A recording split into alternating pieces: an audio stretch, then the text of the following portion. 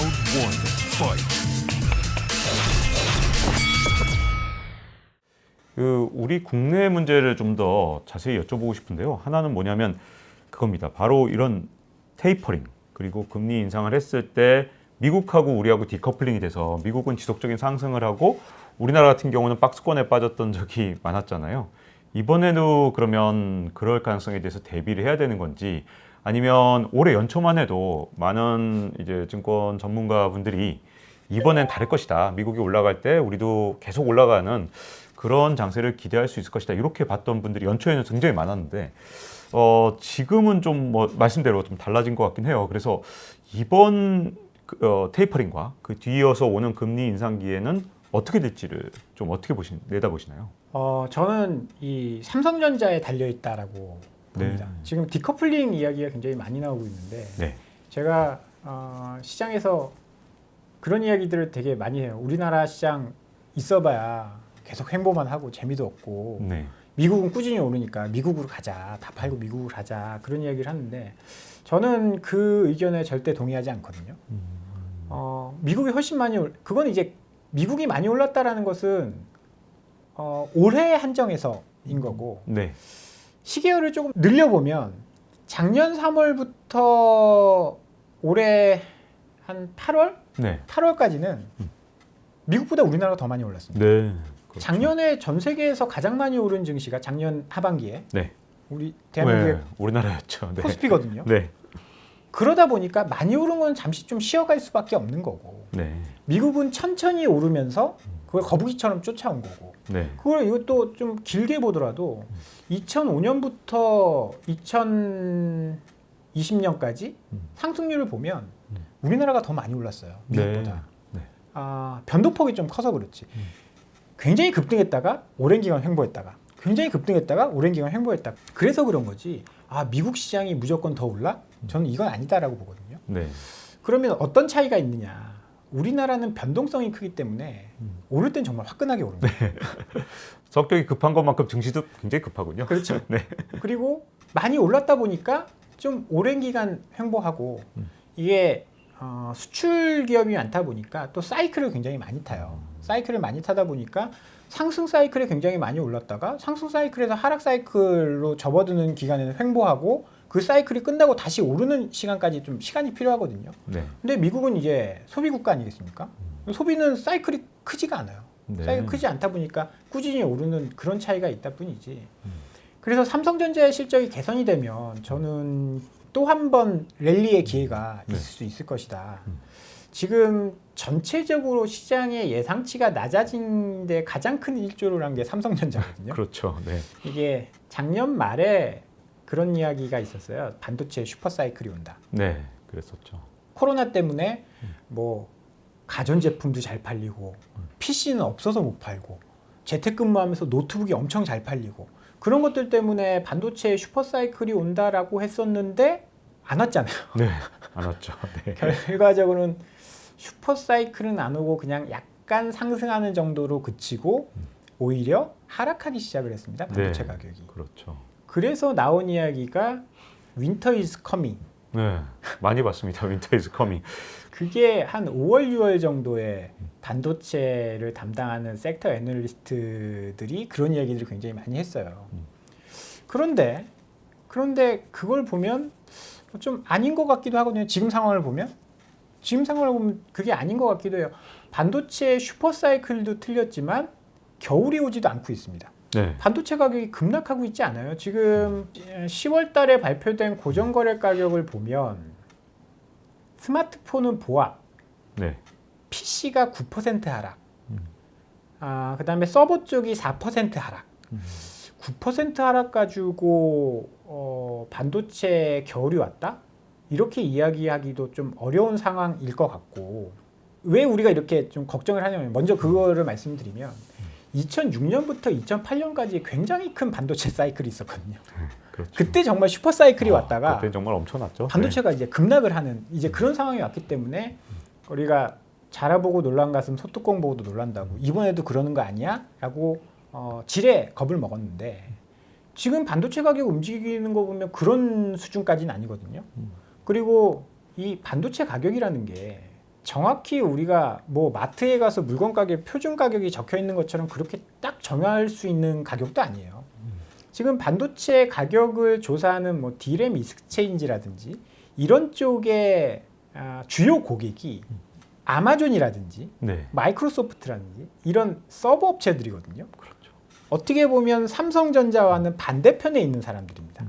그러면 그 사람들의 입맛에 맞는 이야기를 할 수밖에 없는 기관들이고요. 그들도. 네. 그러면 삼성전자가 이번에 실적 발표할 때 삼성전자도 그렇고 하이닉스도 그렇고 반도체 겨울이 온다? 반도체 가격이 심하게 하락한다? 여기 동의할 수 없다라고 이야기를 했어요. 네. 생산자와 판매자가 다른 이야기를 하고 있는 그런 상황입니다.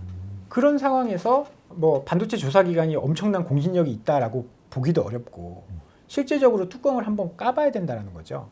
지난주였죠. 지난주에 엔비디아가 실적 발표하면서 굉장히 의미심장한 이야기를 했습니다. 네. 그때 엔비디아가 주가가 급등하면서 메타 같은 이제 과거에 페이스북이죠. 네. 메타 플랫폼스 같은 이런 메타버스 업종들이 서버를 늘리고 있다. 투자를 하고 있다. 이게 네. 무슨 얘기냐면요.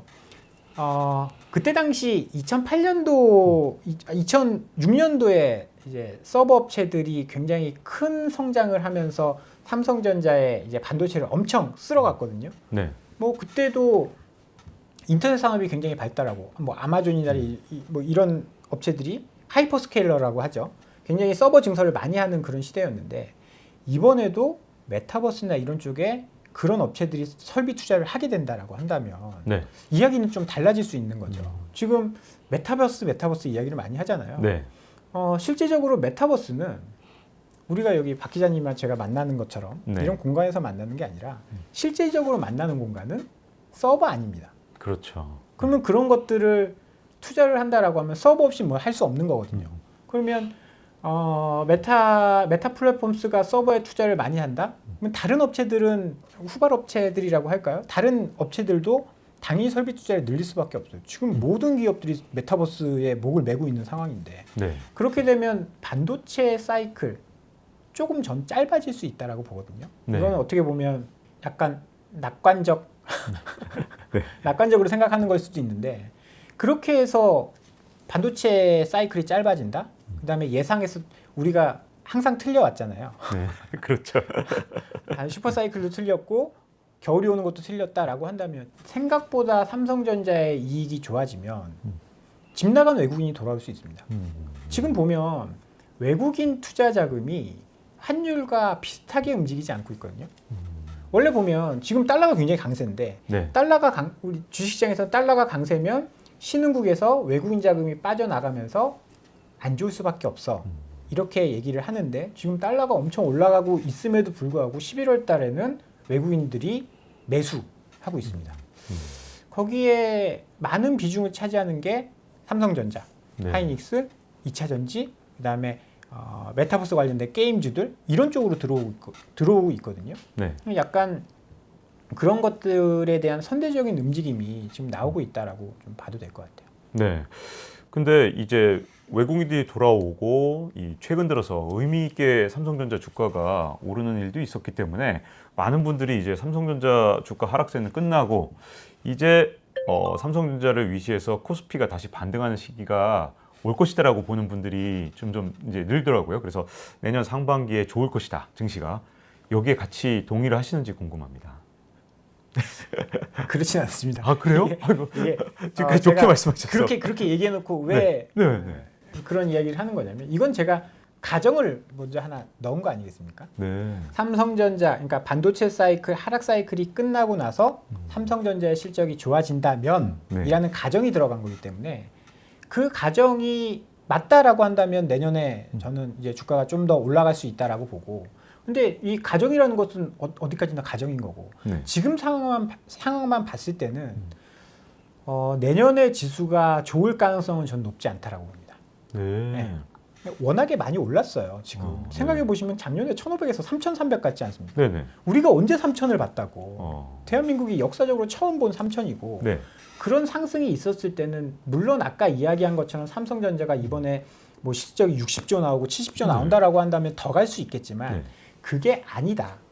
그러니까 그 가정을 빼고 지금 현실만 놓고 본다라고 한다면 쉬어갈 가능성이 높다. 왜냐하면 과거부터 그래왔으니까 한번 크게 상승한 이후에 쉬어갔다가 네. 또 새로운 변화가 있어서 좀 실적 추정치가 높아지고 그러면 한 단계 더 레벨업하는 이제 그런 증시가 계속됐기 때문에 삼성전자나 반도체나 뭐 아니면 새로운 산업 근데 새로운 산업이라고 할 만한 게 시총에서 봤을 때 네.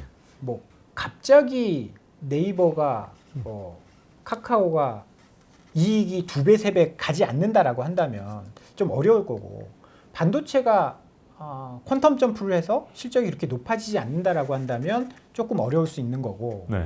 그랬을 경우에는 어떻게 해야 되냐 그렇다고 우리나라 증시가 끝났냐? 저는 그건 아니다라고 보거든요. 그렇죠. 네. 예전에 2011년도를 한번 생각을 해보면 네. 2011년도에 중국이 부양책을 하면서 경기를 살립니다. 그러면서 경기 민감주들이 대거 상승했거든요. 그때 차화정 시장이 열렸습니다. 그랬었죠. 자동차, 네. 화학, 그러니까 인프라와 관련된 경기 민감주들이 급등을 했어요. 그때 우리나라 증시가 역대 최고치를 찍었거든요. 네. 그리고 정말 암울한 시기. 그때야말로 진짜 겨울이 왔었죠. 네. 5년 동안 횡보를 하는. 네. 왜냐하면 이제 인위적으로 경기 부양을 했기 때문에 공급 과잉이 나타났습니다. 네. 그래서 그때 50만 원, 60만 원 갔던 LG화학이 4년 동안 내리 하락하면서 17만 원까지 떨어지거든요. 네. 그런데 지수가 박스권이었지 지수가 우하향하진 않았어요. 네. 새로운 산업들이 나타났다라는 거죠. 그 당시 생각을 해보면 뭐 우리가 굴뚝 산업 가지고 2011년까지 버텼다라고 한다면 2010년부터 중국인 관광객들이 막 몰려오면서 화장품이 그때 막 난리가 났었습니다. 네. 면세점이 엄청나게 급성장을 했고요. 그랬었죠. 그리고 새로운 산업들이 하나씩 그러니까 바이오 같은 산업들이 나타나면서 시장을 떨어지지 않게 받쳐줬다라는 거죠. 네. 저는 만약에 삼성전자의 실적이 좋아지지 않는다라고 한다면 그런 시장이 다시 한번 나타날 가능성이 있다. 네. 어떻게 보면 주식하는 분들 입장에서는 그게 더 좋은 시장이 될 수 있거든요. 그 당시에 큰 부자들이 굉장히 많이 나타났어요. 네. 바이오가 어마어마하게 상승을 했고. 네. 저는 화장품 주가가 그렇게 많이 갈 줄은 정말 상상도 못했는데 진짜 엄청난 시가총액을 자랑했었죠. 네. 그렇죠. 네. 이게 이익적인 측면도 많이 늘어났지만 네. 거기에 대해서 꿈을 부여하는 그러면 멀티플이 높아지는 거거든요. 네. 이익이 100억이고 PER이 10배면 뭐 1000억 기업이잖아요. 네. 근데 이익이 100억이고 멀티플이 100배면 1조가 되는 겁니다. 네. 그런 걸로 해서 시장을 좀 부양을 시킬 수 있는 그런 시장이 2022년도에는 올 가능성이 높다. 네. 저는 이제 그렇게 보고 있습니다. 거기에 한 가지가 이제 어쨌든 이제 중국 열풍하고 좀 연관이 있어서 중국이 그래도 버팀목이 좀 됐었던 측면이 좀 있잖아요. 근데 2022년에 중국이 이 물가가 이렇게 많이 오르는데 부양책을 쓰기도 좀 어려울 것 같고 공동부유라는 다른 정책으로 선회하니까 우리나라 수출의 한 3분의 1을 중국에 다 하는 입장에서는 중국 경제가 안 좋아지면 이제 아까 말씀하셨다시피 이제 내년에는 좀 쉬어갈 수도 있다 이렇게 말씀하셨는데 쉬는 게 이렇게 수평으로 쉬는 건 좀 괜찮은데 혹시 중국 경제에 따라서는 이렇게 좀 안 좋게 쉴 수도 있잖아요. 중국 경제와 우리 이제 증시의 미래에 대해서는 어떻게 보시는지요? 일단 디커플링의 하나의 원인도 저는 중국이라고 보거든요. 중국이 역시 중요하긴 하군요. 네, 중국이 굉장히 중요한 국가인데 중국이 살아나면 우리도 함께 살아나는 경우가 좀 많았었고 근데 영향력은 조금 줄어들 것 같아요. 네. 이제 2011년도에 시가총액 상위 종목들과 지금 시가총액 상위 종목들을 보면 확연히 차이가 나거든요. 네. 네이버, 카카오, 뭐 셀트리온 뭐 이런 이제 새로운 경기 민감주가 아닌 신성장 산업들이 많이 좀 포진이 되어 있어서 중국 경기가 안 좋기 때문에 우리 코스피 지수가 우하향한다. 여기에는 저는 동의를 하지 않는 네. 편이고 네. 그렇다라고 하면 이런 신성장 산업들이 받쳐주고 경기 민감주가 좋으면 좀 탄력 있게 올라갈 텐데 중국이 당분간은 이제 그러기는 좀 어려울 것 같다. 왜냐하면 시진핑 주석이 내년 이제 3기 집권 이것 때문에 공동부유 뭐 이런 이야기들을 하고 있는 거거든요. 근데 중요한 거는 경제라는 거는 시진핑 주석 잘 알고 있을 겁니다. 네. 그런데 다음 번을 위해서 지금 공동부유를 이야기하는 거고 뭐 시진핑 주석이 3기 집권이 확정되고 나면 좀 달라지지 않을까 싶어요. 지금 플랫폼 업체들 엄청 규제를 하고 있고 그러니까 빈부격차가 나는 네. 그런 산업들을 많이 규제를 하고 있거든요.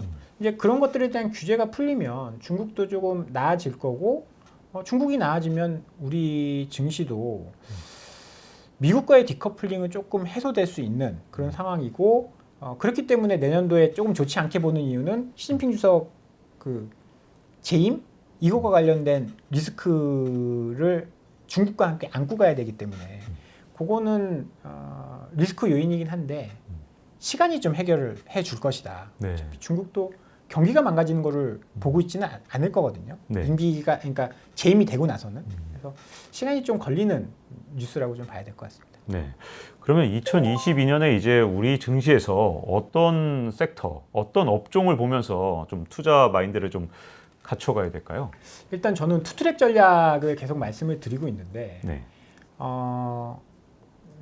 지수가 아주 올라갈 거라고는 보진 않고 있습니다. 그 가정을 전체로는, 네. 전체적으로 하면 지금 상황에서는 2020년도에 굉장히 많이 올라왔고 이익에 대한 추정치, 뭐 그다음에 병목 현상, 그래서 이익 감소 이런 것들 때문에 크게 이익이 성장하기는 어려운 그런 시장일 거라고 지금은 생각을 하고 있고요. 그렇게 되면 일부 업종, 성장성이 있는 업종이 압축해서 올라가는 현상들이 나타날 거다라고 봐요. 그러면 그런 쪽에 투자를 해야 되는데 대표적인 게 두 가지, 2차 전지와 메타버스 관련된 네. 그런 업종이다라고 봅니다. 지금 벌써부터 9월부터 시작했잖아요. 네. 우리가 성장 이익 추정치가 낮아지고 성장이 좀 멈추는 모습을 보이다 보니까 2차 전지나 이런 쪽에서 압축해서 올라가기 시작을 했습니다. 네. 왜 그런 현상이 나타나냐면요. 작년처럼 모두가 좋은 올해 1분기, 2분기에는 모든 기업들이 어닝 서프라이즈였습니다. 그렇죠. 그러면 얘도 좋고 얘도 좋고 얘도 좋네? 그러면 선택의 폭이 많아서 네. 골고루 올라가는 시장인데 그러니까 이번 3분기에는 예상치를 하회하는 기업들이 굉장히 많이 늘어났거든요. 네. 예상치를 하회했네? 그럼 투자하면 안 되겠네? 10개 중에 8개가 하회했는데 2개만 예상치를 상회했습니다. 그러면 사람들은 거기에 쏠릴 수밖에 없거든요. 가뜩이나 내년에 안 좋고 증시도 안 좋고 내년에는 또 안 좋다라고 하는데 성장성이 없는 시장, 그러니까 이익이 많이 늘어나지 않는 상황에서는 그러니까 많이 늘어나는 종목들이 좀 줄어드는 상황에서는 어떤 종목이 이익이 늘어나 이거를 굉장히 많이 찾게 돼요. 여러 개가 있을 때는 열심히 안 찾아도 얘도 늘어나고 얘도 늘어나니까 쏠리진 않는데 앞으로는 그런 쏠림 현상이 더 커질 거라고 보고 있습니다. 그래서 지금 뭐 성장성이 있는 2차 전지가 급등하는 거고 뭐 메타버스라든지 미디어라든지 엔터라든지 이런 쪽으로 지금 쏠림 현상이 나타나고 있는 거거든요. 이런 쏠림 현상은 내년, 내후년까지 뭐 이익이 다시 늘어나는 시점까지 계속될 가능성이 있다라고 봅니다. 이런 업종들을 보면요, 특징이 이익도 늘어나요. 네. 전망치도 높아지고 있습니다. 네. 물론 이제 주가는 굉장히 비싸졌지만 그 주가가 비싸졌다라는 거는 굉장히 상대적인 거예요. 네. 우리 과거에 바이오의 성장기에 한번 봤지 않습니까? 네, 진짜 자고 나면 또 오르고 자고 나면 또 오르고. 네. 또 그런 기업들이 이익도 없어요. 네. 그렇죠. 이익이 적자인데 다음 달에 임상 1상이 있대라고 하면서 상한가를 갑니다. 네. 임상 1상이라는 거는 아무 의미 이렇게 좀 큰 의미가 없어요. 네. 1상에서 실패하는 경우도 굉장히 많고 2상까지 못 가고 3상까지 못 가는 기업이 수두룩한데도 그렇죠. 임상 1상을 한다라는 이유만으로 막 급등을 하는 그런 시장이었습니다. 뭐 사실 그런 시장에 대해서 굉장히 거부감을 갖고 계신 투자자들도 분명히 있을 거예요. 아니 실체가 없는데. 근데 이것 또한 시장의 하나의 현상이다라고 인정을 해야 되죠. 네. 오늘 제가 본 이제 시장에서 본 보고서 중에 좀 재밌었던 내용 중에 하나는 닷컴 버블 때 네. 인터넷 기업들이 어마어마하게 상승을 했잖아요. 세롬 기업이라는 어마어마한 그 버블을 만들었던 기업이 있는데 엄청나죠, 새로운 기술. 네, 세롬 기술. 네. 그 세롬 기술은 사라졌지만 인터넷 기업이 인터넷 업종들이 성장을 안 한 건 아니다. 네. 지금 보면 그 당시에 닷컴 버블 이후에 아마존이 생겨났고 네이버가 생겨났거든요. 네. 그러면 이 버블이라는 것은 신산업이 탄생하는데 하나의 이제 과정이다라고 네. 봤을 때는 주식시장에는 항상 이런 것들은 반복되게 되어 있거든요. 그러면 그런 것들을 본다면 내가 정말 밸류에이션이 싸고 이런 거 사놓고 시장을 안 볼 거 아니면 시장에 함께 뭐 사고 팔고도 하고 동참할 거다라고 한다면 이런 업종들을 신산업 성장 업종들을 빼놓고는 저는 투자하기 어렵다라고 보고요. 그런 산업이 지금 굉장히 각광을 받고 있는 뭐 NFT 관련된 뭐 메타버스 관련된 종목이라든지 이런 것들이 내년도에 압축해서 좀 올라가지 않을까. 또 그게 또 우리나라가 나아가야 될 방향이다라고 생각을 해요. 네. 언제까지 우리나라가 포스코에서 철을 만들어서 수출을 하고 그런 산업으로는 한계가 있거든요. 네. 중국이 쫓아오는 걸 막을 수가 없습니다. 반도체도 마찬가지다라고 생각을 하거든요. 네. 영원할 수는 없기 때문에 인터넷 기업, 그다음에 컨텐츠, 미디어 이런 것들이 지금 새로운 신성장 산업으로 태동하는 초기이기 때문에 좀 큰 이제 상승이 올 수 있는 시장이 좀 될 수도 있을 거다라고 조심스럽게 네. 워낙 많이 올라서 네. 조심스럽게 좀 말씀을 드리는데 위험성도 있죠. 네. 옥석 가리기를 해야 되고 그런 측면에서는 저는 ETF를 많이 말씀을 드립니다. 네. 그나마 그래도 좀 분산이 되어 있으니까 그렇죠. 한 종목 사서 뭐 50%, 100% 오르면 굉장히 좋겠지만 네. 이게 또 떨어질 때도 50%, 70% 떨어지거든요. 네. 뭐 그렇기 때문에 조금이라도 리스크를 줄이기 위해서는 분산된 뭐 ETF, 지수에 투자하는 그런 네. 방식이 조금 더 안전하고 수익률을 좀 높일 수 있는 방법이 되지 않을까 저는 그렇게 보고 있습니다. 네. ETF가 이제 투자 대안인 건 맞는데 이제 많은 또 투자자들이 이런 얘기를 하시는 분들이 있는 것 같아요. 이제 예전에 2000년에 아마존하고 야후를 비교하면서 그 당시에 아마존도 주가가 대폭락하고 야후도 같이 폭락을 했는데 결국 아마존이 살아났는데 이거를 사실 어떻게 옥석을 좀 가릴 수 있을까? 또 이제 NFT나 이제 메타버스 그러면 요즘에는 다 기업들이 우리도 NFT 한다니까? 우리도 메타버스 기업이야. 네. 이렇기 때문에 네. 도대체 어떤 기업이 진짜 좋은 기업이고 어떤 기업이 아니라는 걸 조금이라도 그래도 가늠할 수 있는 방법은 없을까요? 그러면? 그건 정말 어려운 건데요. 네. 일단 성장주는 이익이 나지 않기 때문에 네. 일단은 저는 매출을 봐야 된다라고 생각을 해요. 네. 일단 아마존 같은 경우에도 이익은 안 났지만 매출은 매년 늘어났거든요. 네. 그걸 다시 재투자했기 때문에 이익이 안 난 거지. 실질적으로 대장주를 해야 되는 거고 가장 이제 주목을 받는. 그런데 그 대장주가 매출이 늘어나는지 뭐 PSR을 많이 좀 이야기를 하는데 성장에서는 이익을 따질 수 없기 때문에 매출이 정말 실질적으로 늘어나는지 그 여부를 보시는 게 좋을 것 같고요. 그리고 또 성공한 거는 결과론이기 때문에 그렇죠. 결과론이기 때문에 네. 뭐 어떻게 예상하기가 참 어렵네요. 이익이 뭐 지금 보더라도 새로운 기술이나 뭐 이런 것들도 사실 이제 꿈을 먹었지만 실질적으로 그걸로 돈을 벌지는 못했기 때문에 그렇죠. 그런 변화가 있었던 거고 그래서 매출이 늘어나는지를 뭐 이익은 사실 크게 중요하지 않습니다. 왜냐하면 네. 워낙에 밸류에이션이 높기 때문에 그 이익 가지고 평가하기는 어렵고 그래서 매출을 가지고 매출 성장률이 얼마나 높으냐 이 부분을 봐야 되는 거고요. 아마존이나 테슬라 같은 경우에도 이익으로 평가하지는 않았거든요. 네. 매출이 줄어들었을 때 아주 박살이 났었고 또 다시 매출이 늘어나니까 올라간 건데 이익을 보시고 분산 투자하시고 네. 개별 종목으로 접근하시면 정말 위험할 수 있습니다. 네. 그래서 분산 투자를 꼭 하셔야 된다는 말씀을 함께 좀 드려야 될 것 같습니다.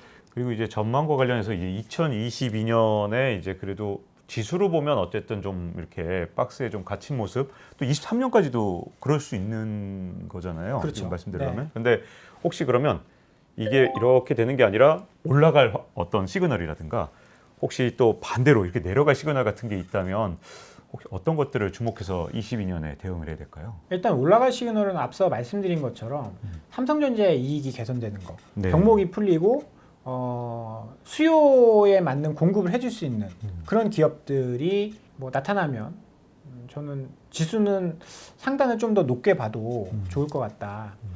그래서 제가 투트랙이라고 말씀드렸는데 그 뒤에는 말씀을 안 드렸거든요. 그 뒤에는 저는 삼성전자를 비롯한 반도체, 자동차, 바이오 이 세 가지를 함께 포트폴리오에 담아 가셔야 된다라고 생각을 해요. 네. 왜냐하면 처음 서두에 말씀드린 것처럼 우리가 예상했던 것보다 반도체 하락 사이클이 짧고 약하다.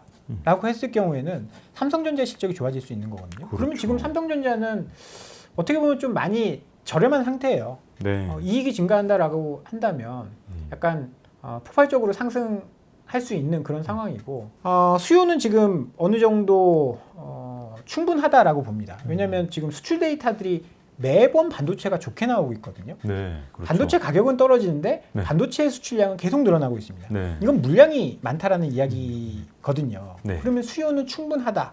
그러면 반도체 가격만 어느 정도 안정을 찾아주면 이익은 굉장히 좋아질 수 있다는 거고. 자동차 같은 경우에도 연초에 굉장히 좋았다가 지금 1년 내내 네. 주가가 죽을 쓰고 있는데 네. 차를 못 만드는데 어떻게 이익을 낼 것이며 실적이 어떻게 좋아질 수 있겠느냐 네. 이건데 수요는 지금 굉장히 탄탄하거든요. 그렇죠. 차를 살려면 6개월을 기다려야 된다. 네. 이게 사실 불과 2년 전까지만 해도 말도 안 되는 일이었거든요. 네. 차가 남아 돌아서 계속 밀어내기를 하고 있는 그런 상황이었는데 지금은 차가 없어서 못 팔고 재고도 역대 최저 수준으로 떨어져 있다. 네. 그러면 지금 반도체 수급이나 이런 병목 현상이 풀리고 나면 대기하고 있는 차도 팔아야 되죠.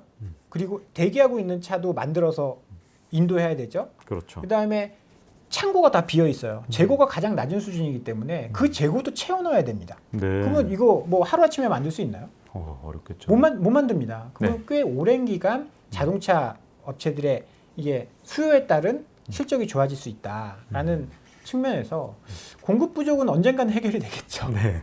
뭐 지금 뭐 코로나가 재확산되고 있어서 그게 좀 걱정이긴 한데 공급 부족이 해결되면 수요가 살아있는 쪽들의 기업들은 아마 포텐셜을 좀 터뜨릴 수 있을 것이다라고 본다면 자동차도 나빠 보이지 않고 바이오 같은 경우에는 좀 주가가 좀 싼 편이에요. 바이오가 올해 1년 내내 안 좋은 게 아니고 그냥 하락을 해버렸거든요. 그렇죠. 다른 데는 좀 그래도 주가가 버텼는데 하락을 네. 해버렸습니다. 이게 코로나 때문에 많이 올랐다라는 점들도 있었고 심리적인 영향들도 조금 있었던 것 같은데 우리나라가 지금 4대 산업 중에 반도체, 바이오, 네. 인터넷, 게임이잖아요. 네. 정부에서도 많이 지원을 해주려고 하고 있고 실제로 바이오 업체들의 이익도 많이 늘어나고 있습니다. 우리나라가 CMO 규모로는요 미국 다음으로 2위예요. 네. 미국이랑도 큰 차이가 안 납니다. 뭐 그런 것들을 감안했을 때는 실적이 좋아지고 주가가 많이 좀 싸다라는 것은 내년도에 또 한번 기회를 노려볼 수 있는 그런 산업이다라고 생각을 해서요. 병목이 해결되고 반도체 사이클이 생각보다 나쁘지 않으면 저는 지수도 꽤 강한 상승을 보일 가능성이 있다라고 보고요. 네. 지수가 하락한 네. 요인은 네. 인플레이션이죠. 인플레이션 연준이 인플레이션에 대한 대응을 잘못했을 경우에는 좀 하락할 수도 있다라고 봅니다. 네. 왜냐하면 기업의 이익이 줄어드는데 금리가 올라간다. 네. 그래서 생각보다 인플레이션이 많이 발생해서 금리를 생각보다 빨리 올린다. 이랬을 경우에는 유동성도 줄어들고 비용도 올라가고 하면서 실적이 생각보다 더 안 좋아지면서 주식은 조금 더 흔들릴 가능성도 좀 있다라고 보는데요. 네. 근데 연준이 여러 번 이런 것들을 해왔지 않습니까? 네. 그래서 연준이 잘 해결할 거라고 저는 보고 있습니다. 네. 믿고 있습니다. 연준의 운전 실력을 좀 믿으면서 그렇죠. 내년을 기대를 좀 해야겠네요. 네. 자, 이렇게 좋은 말씀을 듣다 보니까 어느덧 마칠 시간이 됐는데요. 자, 박재영 한국투자증권 차장님하고 함께 이 글로벌 증시 상황, 미국 증시 상황뿐만 아니라 한국 증시에서 어디에 관심을 둬야 되고 투자를 해야 되는지 아주 종합적으로 알아봤습니다. 오늘 이렇게 나와주셔서 감사드립니다. 네, 감사합니다. 고맙습니다. 자, 잊지 말고 좋아요, 구독 꼭 눌러주시고요. 다음 시간에 뵙겠습니다. 감사합니다. Round 1. Fight.